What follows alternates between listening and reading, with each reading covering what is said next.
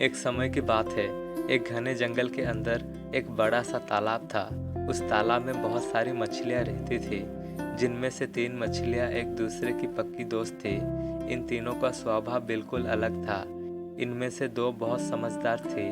पहली संकट आने के पहले ही अपना बचाव कर लेती थी, दूसरी संकट आने पर अपनी सुरक्षा कर लेती थी, जबकि तीसरी सब कुछ समय पर छोड़ देती थी। तीसरी मछली कहती कि अगर भाग्य में नहीं होगा तो कोई भी हमारा कुछ नहीं कर सकता। एक दिन रास्ते से गुजर रहे एक मछुआरा ने इस तालाब को देख लिया। उसने देखा कि तालाब मछलियों से भरा पड़ा है। उसने तुरंत अपने बाकी साथियों को इस बारे में बताया। मछुआरे और उनके साथियों ने अगली सुबह यहाँ आने और उन मछलियों को पकड़ने को फैसला किया। लेकिन मछली ने मछुआरा और उसके साथियों के बीच की बात सुन ली थी। उसने तुरंत तालाब में रहने वाली सभी मछलियों को बुलाया और सारी बात बता दी। पहली मछली बोली कि हो सकता है कि कल मछुआरे आकर हमें जाल में पकड़ कर ले जाएंगे, उससे पहले कि हमें यह स्थान छोड़ देना चाहिए।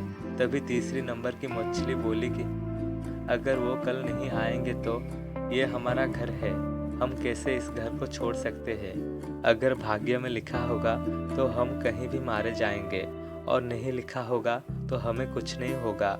कुछ मछलियाँ ने तीसरे नंबर की मछली की बात मान ली और वहीं रुक गए।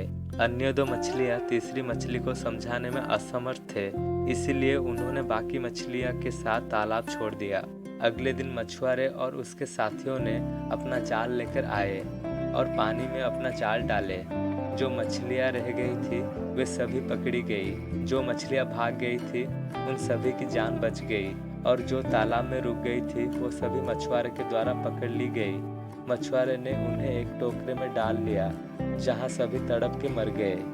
दोस्तों, हमें इस कहानी से ये सीखने को मिलता है कि हमें कभी भी भाग्य के भरोसे नहीं रहना चाहिए। संकट आने से पहले ही उसे दूर करने का उपाय सोचकर रखना चाहिए।